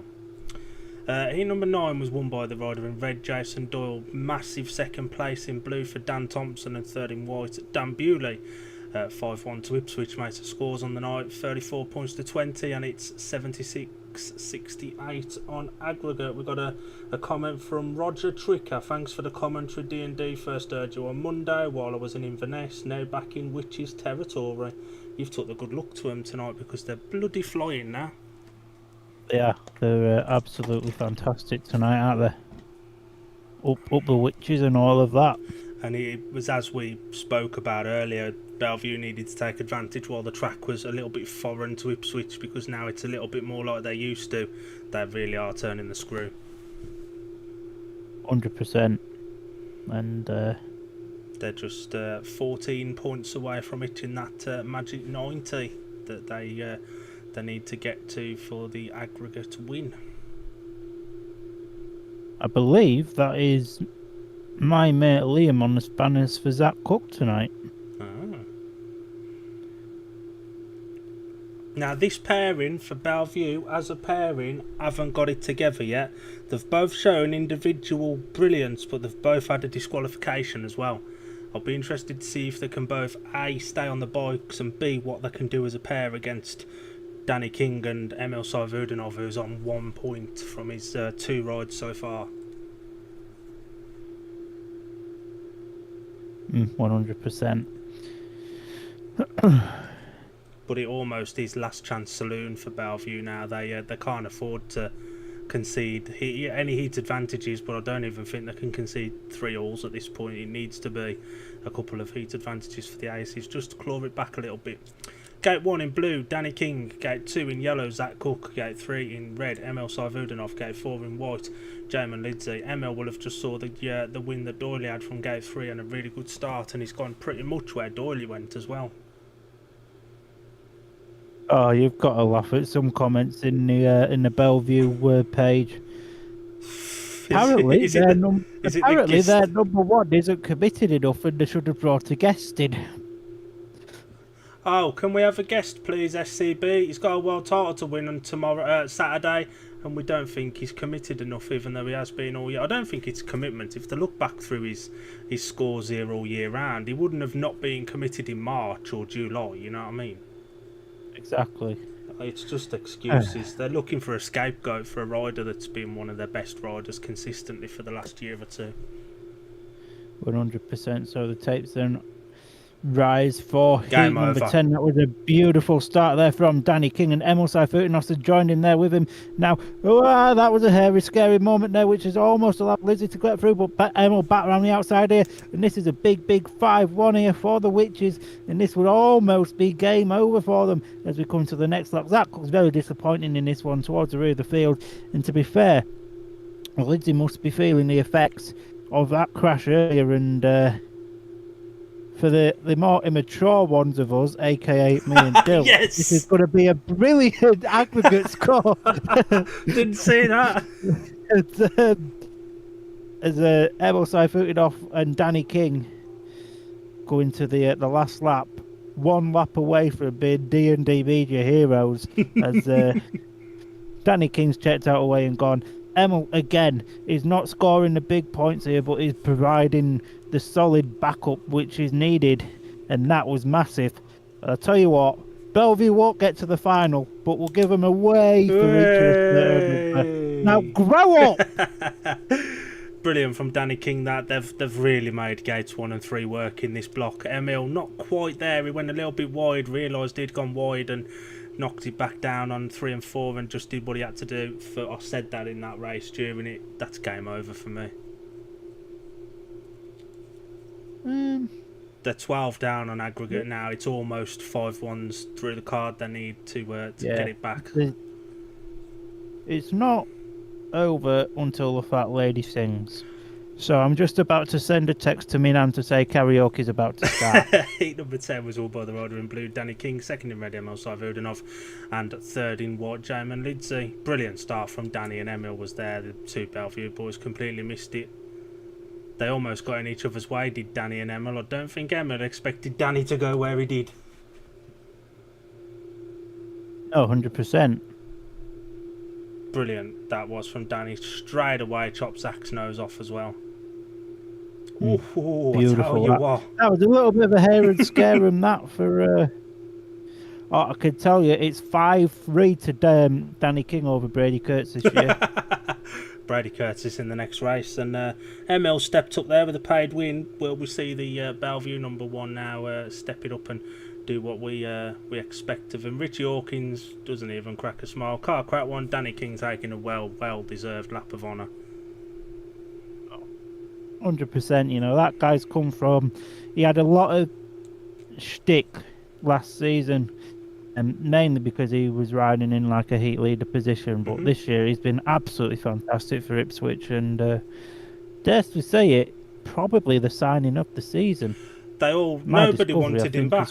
Nobody wanted him back at Ipswich. They were all doom and gloom when he was back, but he's really got it right this year. He has. And fair play to him. We've got 32 people watching us now. That's like a lot. Tom Brennan's made some changes, just coming to do a practice start. Oh, we nearly went straight over the ball. The back of his bike looks a little bit too clean. Look, might be a new one, yeah. And Brady Kurtz comes out off the favoured gate here, clear favourite. And what we've seen in the GP is Brady Kurtz can trap. So if he can get clear and get his head down and offer some resistance, 5-1s for the next couple of races at least to stop the rot for me for Belle Vue. And they are off 1 and 3 in this one. Heat 11, gate 1 in white, just the 1 point to his name so far. Brady Kurtz. Gate 2 in red is Tom Brennan. Gate 3 in yellow, Norwick Bladorn. And off the outside in blue is Adam Ellis. Should have probably had a couple more points. Was leading that race that was stopped when JMO fell. And obviously finished third in the rerun of that. But Adam Ellis has been great. To be fair, everyone in the Ipswich team's contributed tonight. Just the 2 last places, one for Jason Edwards and the retirement for Emil. I think there may have been a little issue there with... Oh, don't do this to me, computer. Is your computer dying? It's been a super assa. Ah. Do you need me to call this one, or can you see? I'll let you call this one because I've just refreshed it. No problem. Tapes fly away we go. Tom Brennan makes a worldie of a start. Brady Kurtz has missed it. Adam Ellis is sent wide by the rider in yellow, Norwick Bladorn. Tom Brennan's away and gone. Adam Ellis is about to come around Brady Kurtz, and Brady Kurtz once again finds himself at the rear of the field. Adam Ellis is sticking to the outside. Brady Kurtz has locked up and dropped right to the back. Norwick Bladorn currently finds himself in second place. Tom Brennan's away and gone as they come into lap number 2. He's riding a smart line, but Adam Ellis looks quicker. Brady Kurtz is absolutely nowhere to be seen. At the rear of the field, Tom Brennan's away and gone. Adam Ellis is quicker than Norwick Bladorn. He's trying to go around the outside of him. Bladorn reads that and goes wide. Adam Ellis tries to cut back. Bladorn's read that as well. Brady Kurtz absolutely nowhere, sticking to mid-track and putting these boys under no pressure at all. And it's going to be another heat advantage for the Wishes. Adam Ellis just fell off, trying just too hard. Gifted Brady Kurtz a third place. Adam Ellis just trying too hard. Tom Brennan's away and gone. Silly point drop there for Adam Ellis, really. Didn't need to do that, but Tom Brennan's going to come round and take the flag. Brady Kurtz picks up a lucky third place there, and Adam Ellis pays the price for trying just a little bit too hard. Is your discovery working again now, lad? It's now almost, yeah. Happy it was just having its little moment. Adam Ellis, he didn't need to try that hard. For the rider in red, Tom Brennan. Oh no, we're buffering again. Oh. It was a win for the rider in red, Tom Brennan. Second in yellow, Norwick Bladorn, and a lucky third place in white for Brady Kurtz. Beautiful gate from Brennan. Ellis is there. Brady Kurtz was nowhere again. Maybe give your internet a refresh. I've just refreshed it again. I'm just not going to watch it on full screen. Oh, you were watching it on full screen? Yeah, that's how I normally do it, Mush. Yeah, but Discovery's even small screen is relatively big.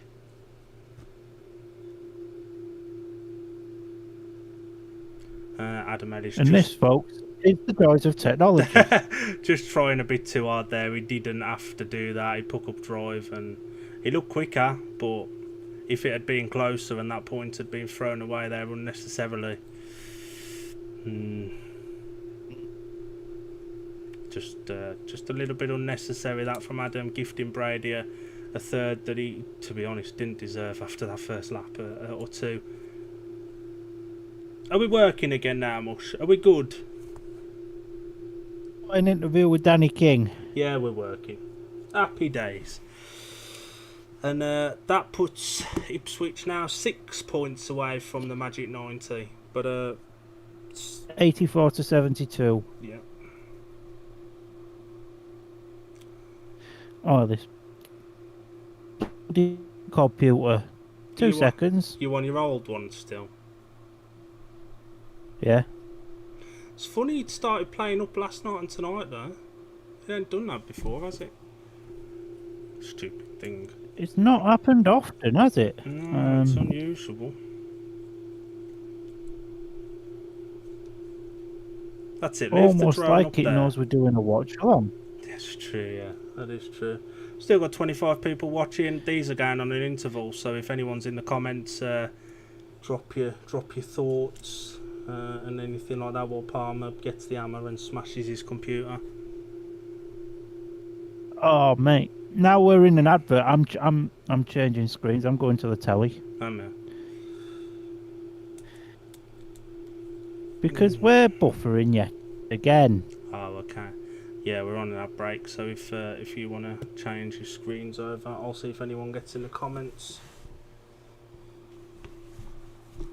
Just watching some highlights. A tip for anyone that does watch on the TNT app: if you watch the TNT without the number in the corner, because this is obviously on TNT Sport 1. If you watch the TNT without the number, it's the raw broadcast with no ad breaks or anything, so it stays with interviews in the pits from pre-meeting or action that's been on.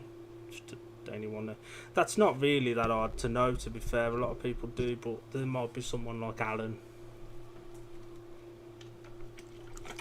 Oh yeah, you've got a point. Right.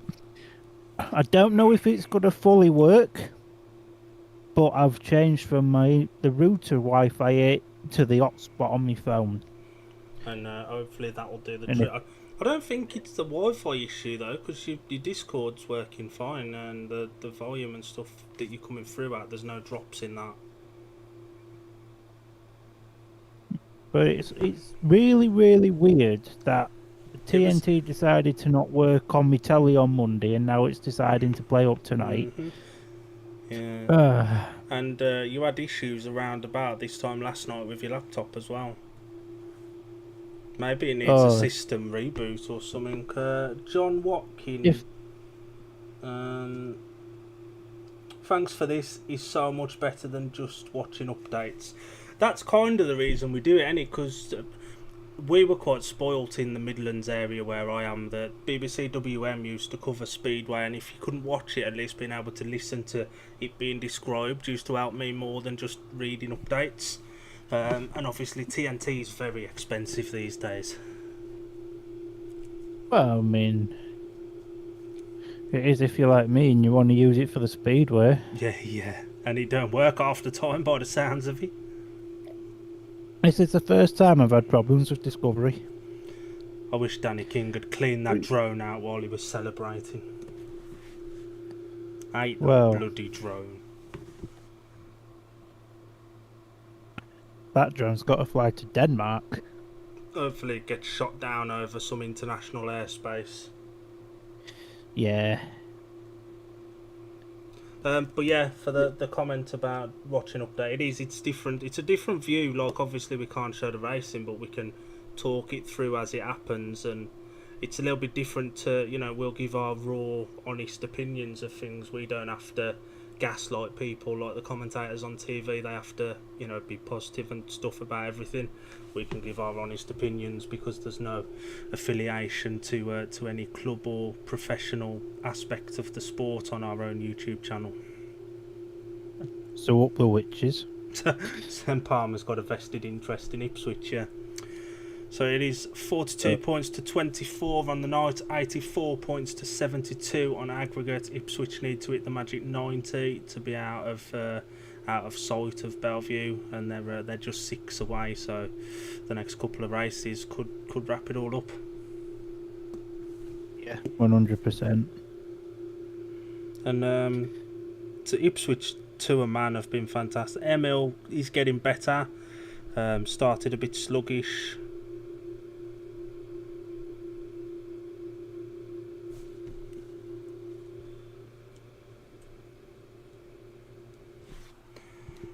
Is it working now on your telly box, Mush?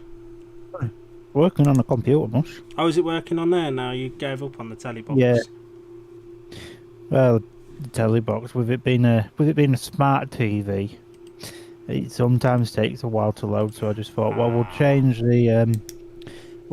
the internet connection and see what happens. have you got Abby and Scotty having a chinwag by the tapes? Yeah, and it looks there's like no lag. Abby's just looking into Scott's eyes, just like gazing into what could have been had she not been married. You're a strange old boy, you. Jake Strange Mulford old boy. comes in here for Tate. Jake does have to take his third ride, and he'll be going one-on-one with Jason Edwards, Battle of the Rising Stars. To be fair to Jace, if he hadn't messed up the first turn in Heat 8, I think he'd have been a lot closer than he was, but he won't be off gate 1 this time, so... And Winnie, and you don't hear them talking about going to get a Chinese on TNT. Yeah, we unapologetically talk about food all the time. Yes.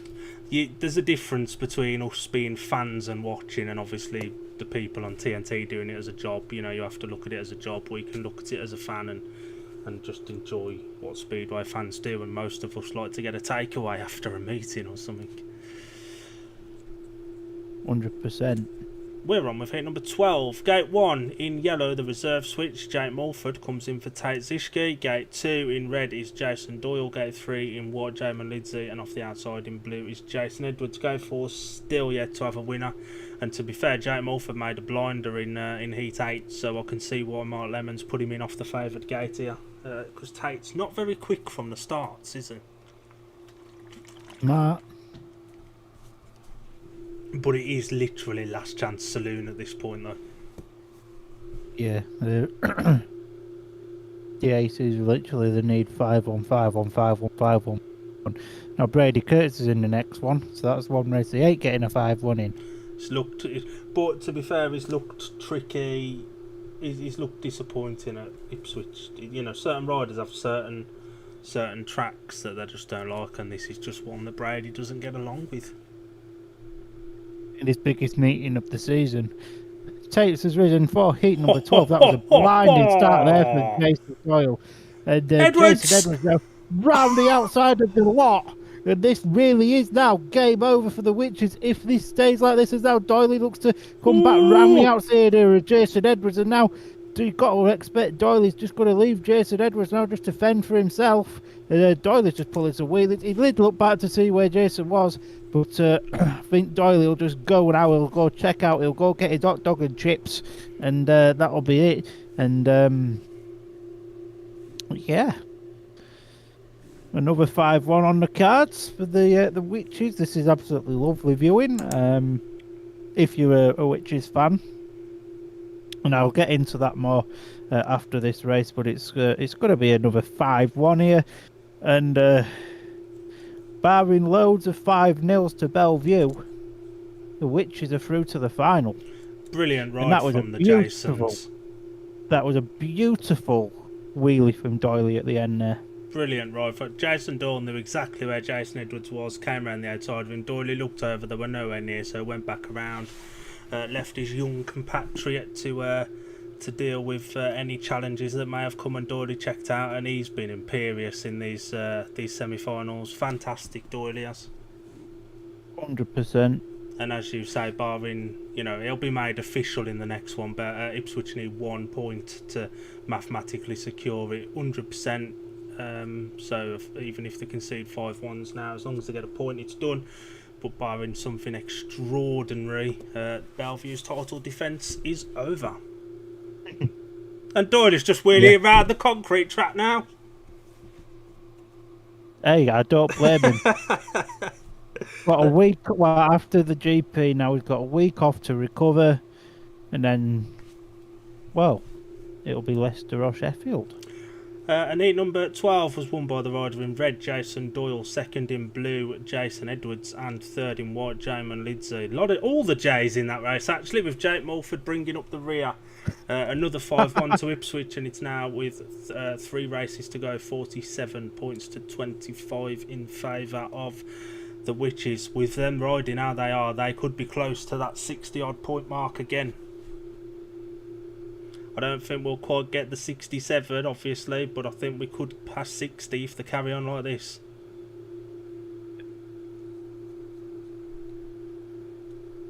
We could get 60... Hold on.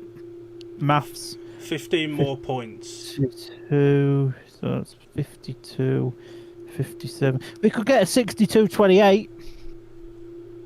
And I don't think that'd be unjustified. Ipswich have been fantastic. There's only been one team in this since the track became more like Ipswich would expect, and that's a beautiful wheelie from Doyle. Oh, beautiful. And we have Emil and Tom Brennan out in this one against Brady Kurtz and Dan Bewley. It will be a battle for pride now for Belle Vue. They're going to give everything they've got. And we said it on Monday. We don't know what British Speedway is going to look like next year. These could be the final couple of races of Dan Bewley and Brady Kurt's tenure in British Speedway if it goes to one league. 100%. Nobody knows what's happening next year. Could this be the last? Well, actually, no, it won't be the last time Ipswich have got the final. Ipswich have got the final. But it could be the last ones of Brady Kurtz and Dan Bewley, with Belle Vue's season coming to a close after this one, when Ipswich get a point in this race. And the lineup is off the inside gate in red, Emil Saivudanov gate 2 in white, Brady Kurtz gate 3 in blue, Tom Brennan, and off the outside in yellow, Dan Bewley. This will be the race where Belle Vue will bomb out the gates and get a 5-1 and take it with ease, and all the Belle Vue fans will be like, oh, now they're trying, now it's all over. You can see it coming. You can see it coming. Looks like Tate's going in yellow in 14. Yeah, Tate's coming back in. I think that's harsh on Mulford, to be honest. I'd have given him his other ride. Maybe Mulford's dashed off and has got to get to Manchester Airport or whichever airport's near Ipswich. I think Luton's about 2 hours away. So, Heat 13. Some people say it's a big race, but to be honest, I'm not that big anymore. It's just Heat 13. It's just got 4 big names in it. And they're not even that big, apart from Saifutinov. That's massive. Can you spell that? No, I have to copy and paste it off the British Speedway website. So the tapes rise then for Heat number 13. Tom Brennan has made a beautiful gate there, and the two Belle Vue boys, well, Dan Bewley there's been sent for a burger. Brady Kurtz is about to get a second if he's not careful here. And Brady Kurtz, Dill called this before the race. Brady Kurtz looks like he's actually trying. Well, I'd never. This is fantastic stuff for Brady Kurtz. You're getting beat by your former rising star, pal. Well done, Mush. You can have a gold star from Mike Lemon after this one. As we come into the third lap there, Tom Brennan's got he's got a decent enough lead now over Brady Kurtz. He's got nothing to worry about. And again, Saifutinov is not scoring the massive points, but is providing a solid backup here. And yeah, we've got half a lap left to go, and Tom Brennan officially going to seal the Ipswich place in the grand final, just like that. And it is now official. If it was ever in doubt, Ipswich are in the grand final. Go a step further than last year when they were controversially eliminated by Leicester in the semi-finals with some questionable refereeing. Tom Brennan, I thought he was going to stack it after that wheelie, to be honest. And the result of heat number 13 was a win for the rider in blue, Tom Brennan, second in white, Brady Kurtz, and third in red, Emil Saivudanov. That's a 4-2 to Ipswich, and on aggregate that is now 93 points to 75, and it's 51 points to 27 on the night. 3 more points and Belle Vue will hit 30, and that's something. Gate 4 still not got a winner. Gate 4 is still just trailing there on its own. And Bewley was somewhere near Norwich. Big up Norwich. Nice place is Norwich. Got a big Primark. And take your word for that, they've never been. And the track has dried out really well after the first few races, and it looks solid enough. It's a little bit processional. I think that's just because of the lack of competitiveness of the opposition. You can only race what's there, can't you? Exactly. You can only ride on the... You can only perform on the stage you've been given. Jason Edwards comes in blue in this one.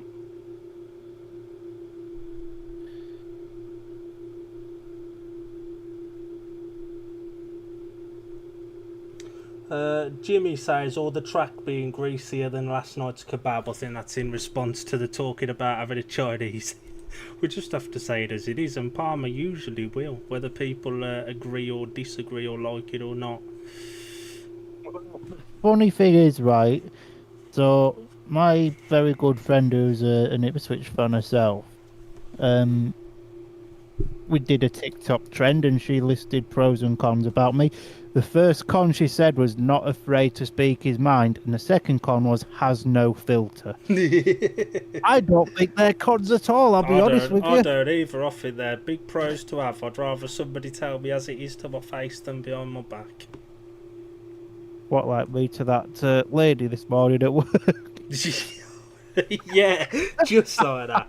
The penultimate race of this semi-final, the penultimate race of Belle Vue's tenure as champions. Gate 1 in white, Zach Cook. Gate 2 in blue, reserve switch, Jason Edwards comes in to replace Adam Ellis. Gate 3 in yellow, reserve switch in the Belle Vue favour, Tate Zishki replaces Jake Mulford. And going off the outside gate in blue, the unsung hero across both legs of this semi-final, Daniel Thompson, who's going to go into tomorrow's GP2 high on confidence. His Premiership team are in the final. His Championship team have got the semi-finals coming up as well. He's going to go in high on confidence, and hopefully Mulford will take a bit as well. You know, he's had a couple of lasts, but he was very, very good in Heat 8. 100%.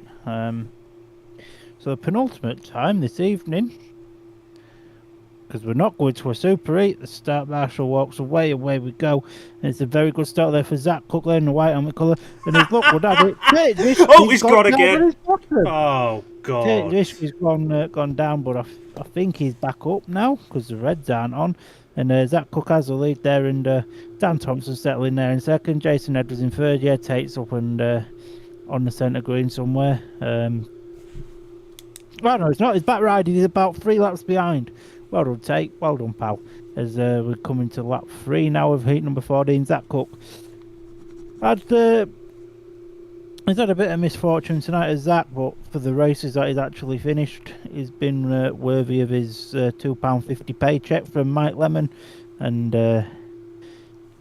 but yeah, Dan Thompson again, as we mentioned, he's been the unsung hero really of this tie as a whole. And yeah. And he's seeing his team through to the final. That was my initial instinct of watching the start of that was that the inside went up quicker than the outside. The two off the outside were nowhere. My initial instinct on the first staging of that was the tapes went up lopsided. Hence I laughed because Belle Vue somehow managed to trap on a 5-1 and then Tate goes and throws it on the floor. That back down there, pal. My initial instinct was that the tapes went up lopsided, so I'd be interested to see if they show that again. Yeah, that is my mate Liam Rumsey on the spanners there for Zach Cook as well. And heat number 14 was won by the rider in white, Zach Cook. Second in red, Dan Thompson. Third in blue, Jason Edwards. Points divided 3 apiece. Ipswich can't hit 60 now. They can still hit 59 though with a 5-1 in heat 15. It's 54 points to 30 and 96 points to 78 on aggregate. Let's watch that start again. Now they didn't. The two on the outside just missed it, and then somehow Tate gets there and then he's not there. He just kind of just scores just like that, and then he's like, wee, bang. Oh, there's a bouncy castle there.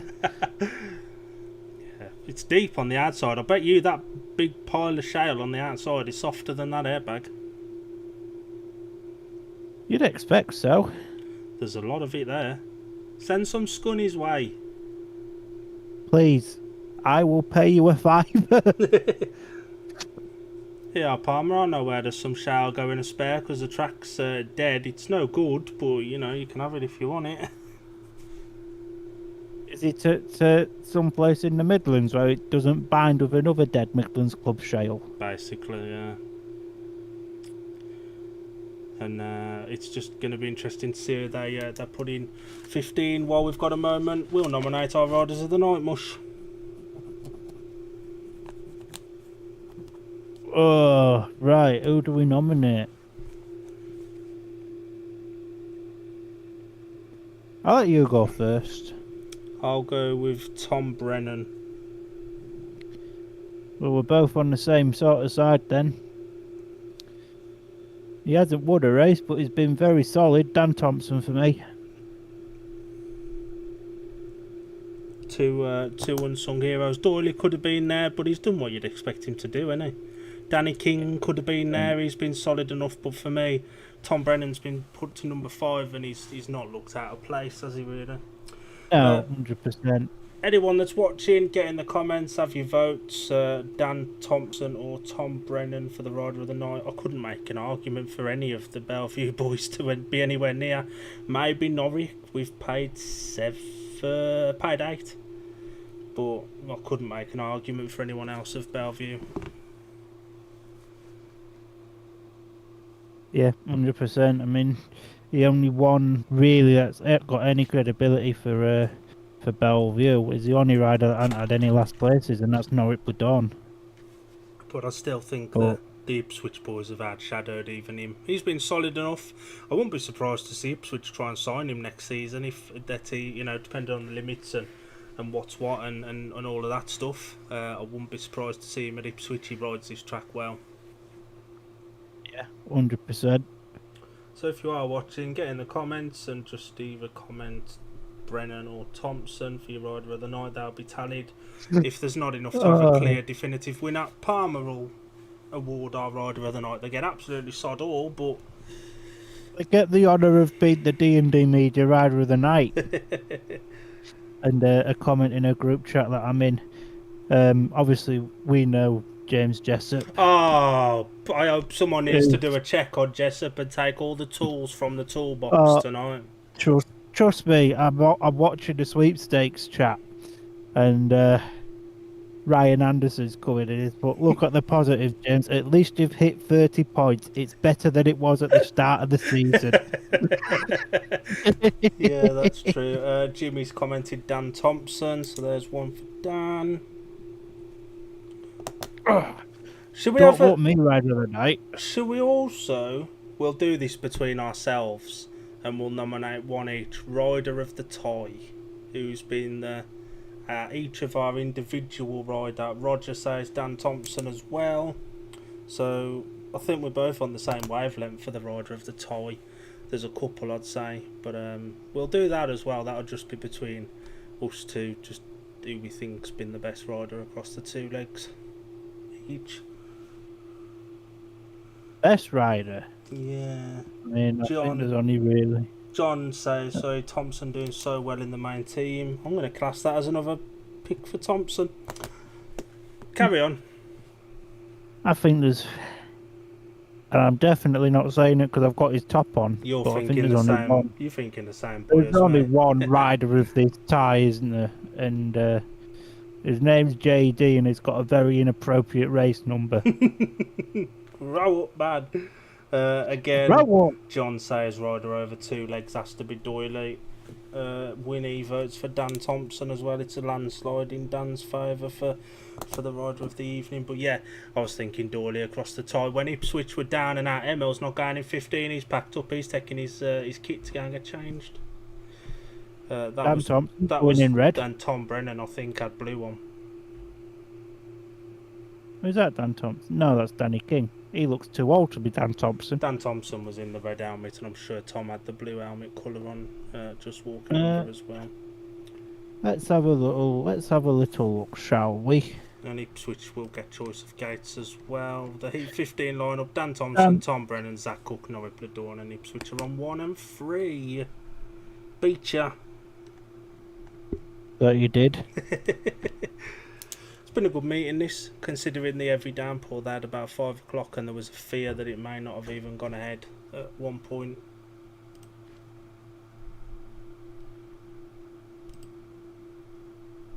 You know, that 8:15 decision's quite harsh on Danny King.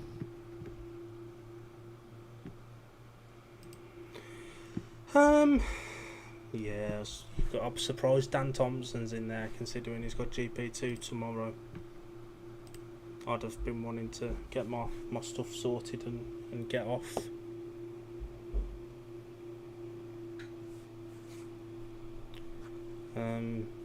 Belle Bloody hell, Vue. TNT. Can you interview Lemon yet? Belle Vue were underdogs last year for the title. Nobody, I don't think, expected them to win, and they did. I think this year, I don't think we were being unreasonable in saying there were stronger teams out there. I think all three of the other teams in the playoffs were stronger than Belle Vue. I think Belle Vue's reserves were the issue. 100%. I mean, 3, 6, 7, 8, 9, 10, and 12. 12 paid 16 versus 4. And in the first leg as well, you obviously had Tate with 2 and Jake 2 and 1, Adam 3 and 2, and Jace 4 and 2. So they were outscored to a man easily, the reserves. And Belle Vue fans were saying all year long that they should have got a new number 6. And that's with all due respect to Tate Zishke. We can only say what Belle Vue fans have said, but he's not been great, has he? And I don't think he'll be back with Belle Vue next year, if it's 2 leagues. Or if it's